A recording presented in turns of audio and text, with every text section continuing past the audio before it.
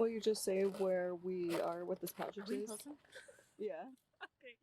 So we're in Pilsen and we are going to be doing a front new construction addition to a building that's located in the rear of the lot. So we need to check the existing foundation to our neighboring building so that when we do the construction, we don't affect their foundation, or we can find a way to work around how to fix their foundation while we're underpinning ours.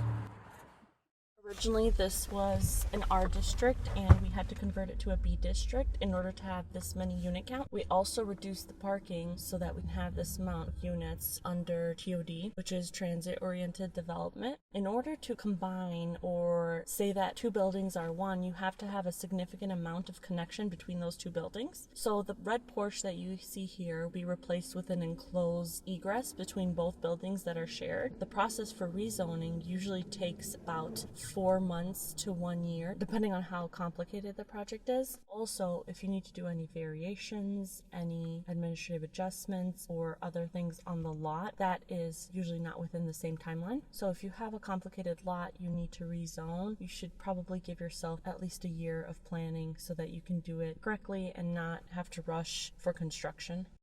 A lot of people have questions on what is egress.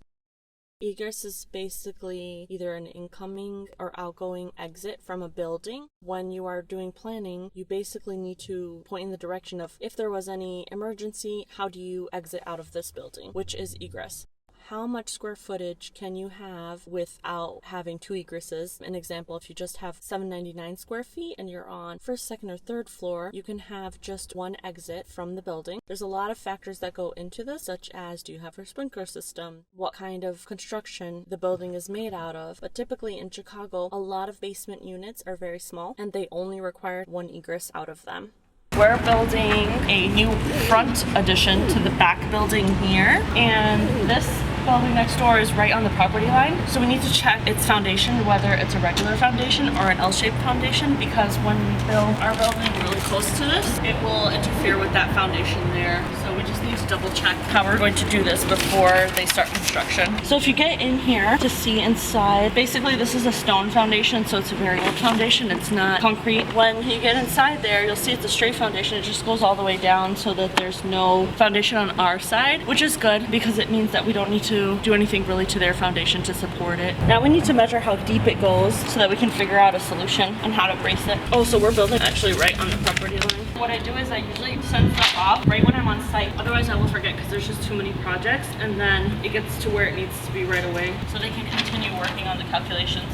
You see how there's black iron duct? So that's for the kitchen of this palateria down here. But the problem is that that's not supposed to be there because it's on our property line, but it's grandfathered in, so they probably don't really have anywhere else to put it. Otherwise, it should go either through the back or an area where it's not going to interfere. The good thing is where this gangway is also where our gangway is going to be for this front building. So it's not really going to interfere with it, but the black iron can't really be too close where someone's going to be able to reach out and touch it. So they might need to move it, and that's where neighbor arguments go into place.